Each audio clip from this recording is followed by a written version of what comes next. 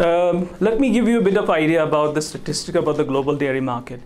If you see the current global market in 2018 is around 843 million tons of dairy product we have created at this point of time. There are many segments into the milk category. Probably there's going to be the fluid milk, milk powder, cheese, butter, cream, dairy desserts, yogurt or drinkable yogurts.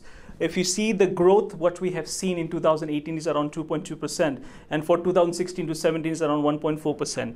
Some of the top markets who are producing the milk products probably starts from Asia, then EU, then North America, Pakistan, South Asian countries, and Africa, as well as Ocean and Caribbean countries. But if you see specifically for India, India is contributing 90% of the total dairy product of the total world. And then it is followed by the EU, probably close to that percentage. The growth, if you see, which is happening from 2.2% year over year, is mainly happening because of three to four more reasons. The main reason of the growth, what you're seeing, is mainly happening because the number of animals are increasing, which is probably coming main from India and Pakistan. And if you see specifically the system of collecting milk is getting better, and the efficiency is getting better, so the milk is collected very smartly. Secondly, there is the system of actually integrated dairy production, especially is from Turkey, that is giving a lot of inputs for this increase. And also the increase in yield per cow. That means how much we are actually getting more from one cow is increasing, mainly from the EU and North America. So for India specifically, the number of cows is actually giving a lot of production, which is contributing a lot to the world's global dairy market, which is around 2.2%. Specifically now we talk about the world market. Let me talk about a bit about India.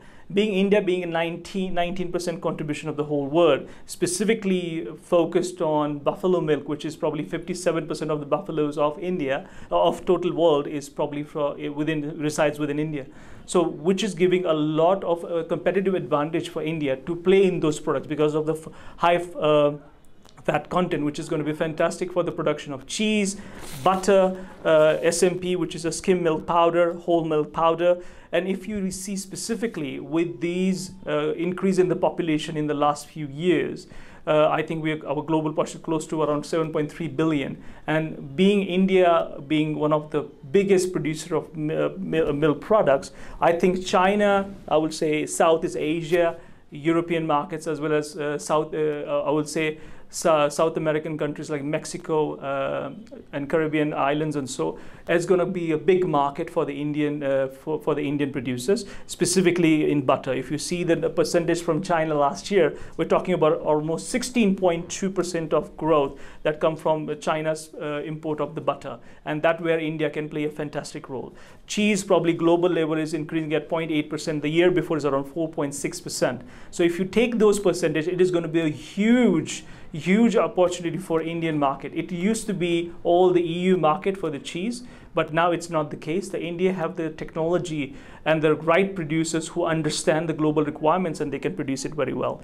So taking that into consideration, I think so there is a huge possibility not only for fluid milk, this will be for cheese, butter, SMP, WMP.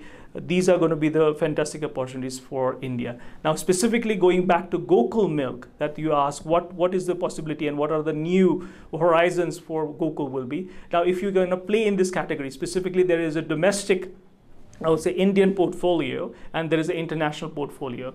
Gokul has a fantastic portfolio for the domestic market, which include paneer table butter, it's going to be fluid milk, Shrikhanda. These kind of stuff is going to be very, very in demand because of the high quality, high fat content, and the taste of the product. It really serves the purpose of the Indian community. But when you go outside, I think there will be cheese, butter, especially the whey protein, probiotics. These are going to be the new addition to the portfolio of Gokul milk and create a new, I would say, the market for Gokul milk. So in short, if you take the domestic market portfolio and as well as the international portfolio and mix it together, it will create much of the revenues for Gokul milk.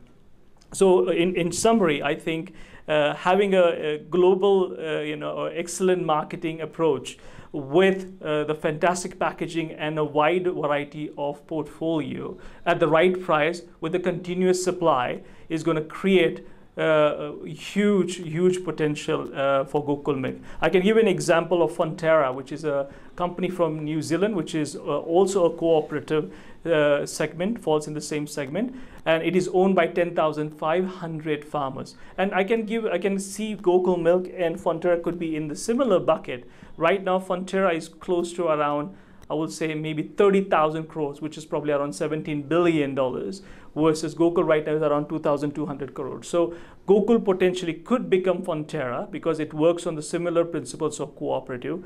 New Zealand have opened up all his doors, not only collect the milk domestically, but also internationally they're collecting the milk. So there is no boundaries for Fonterra, and it's the #3 producer in the world, and New Zealand is the #1 company in New Zealand. So if you take those statistics, there is an example where internationally people have done fantastic within the cooperative framework. If you take Gokul and take it to the next level by collecting the milk all over India or potentially from outside, you can not only do the fluid milk, which is 85% of current portfolio, but if you can increase the percentage of the byproducts or the value-added products, it will create a lot much of the revenue for Gokul Milk. So in short, Gokul have a fantastic future if you really follow what Fonterra have done and really follow the strategy of excellent marketing, great portfolio for domestic as well as international, and keep maintaining the quality which you have. In turn, this is going to give a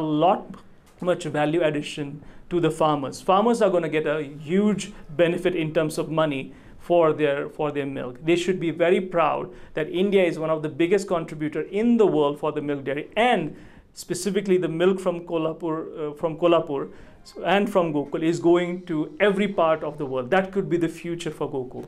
There is huge things waiting out there. There are huge opportunities. All I'm always saying that we need to just focus on collecting the milk at the right price, make it as a value-added product, and potentially consider the domestic as well as the global market.